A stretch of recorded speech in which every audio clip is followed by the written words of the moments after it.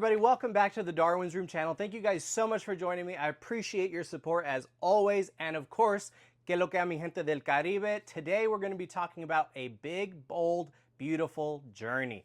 This stars Colin Farrell and Margot Robbie following two strangers who are taken on an adventure to discover the purpose of love in life through each other's pasts. This was a movie that I was really looking forward to. I saw the trailer for it. I thought it had a beautiful sentiment, a very cool concept that felt both unique and familiar at the same time. However, unfortunately, this movie really did let me down. I was expecting so much more from it. I was really excited about this, but ultimately this was quite a bit of a letdown, and I don't quite know where the director was headed with the story. It felt very aimless at times, and the plot was very disengaging. And I felt also as if the writing was pretentious, if I'm going to put it more directly.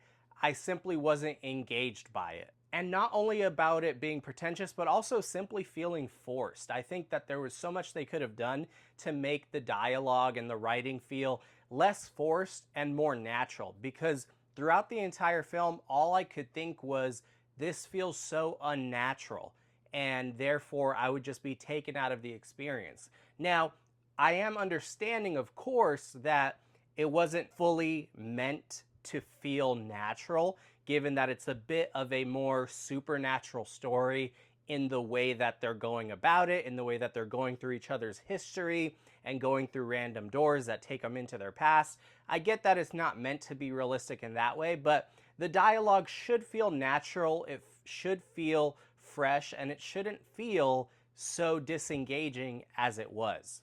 I do love Colin Farrell and Margot Robbie. I think they're both fantastic performers, great movies that they have both done within each of their respective filmographies. And they do a good job in this movie, I think, with the material that they're given.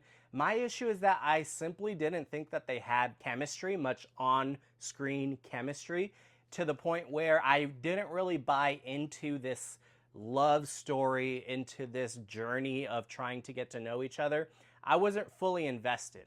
For me, it simply fell flat. Maybe it was just me, maybe for other people, they really did a great job together, but I thought their chemistry was lacking, and it further hindered the film, which is already pretty buckled by the writing. There's also some very odd story choices. As I mentioned, the story involves them going through each other's pasts, and without spoiling anything, there is a sequence where Colin Farrell is in his old high school, and he's very much kind of taking that form in terms of his emotions of how he felt when he was a teenager, when he was in high school.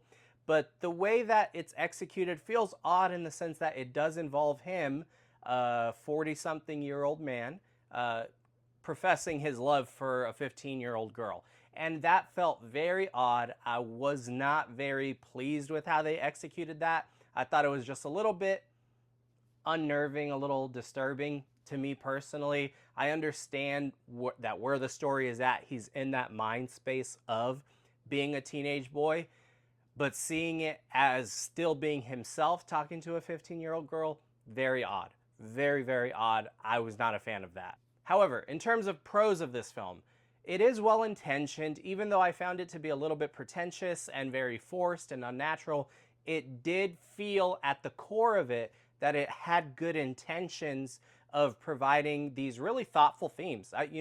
It is a very cool concept. That's another thing. This film, I think if it just received a little bit more attention, a little bit more review of the script and the finality of it, this could have been much better, and it would have really executed on this really cool concept. So I did appreciate the themes and that it did have good intentions on that. It's simply the execution was very minimal. Other than that, it did have some really beautiful cinematography. The movie, it looks fantastic.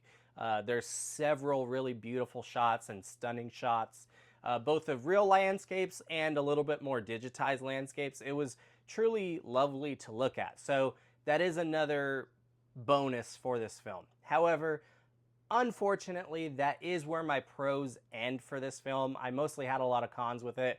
which was really disappointing because I was super excited for this movie and I thought it was going to be something really special, but alas, it was not. So, all of that being said, my rating for A Big, Bold, Beautiful Journey is going to be a 2 out of 5 stars. I don't recommend checking this one out. I don't think it's really worth your time, unfortunately. However, if you want to devise your own opinion, I will always encourage that. So in that case, yes, go out to the movie theater and support the movie theater industry, support movies in general, and go and develop your own opinion. These are just my thoughts. They're not hard facts, they're simply opinions.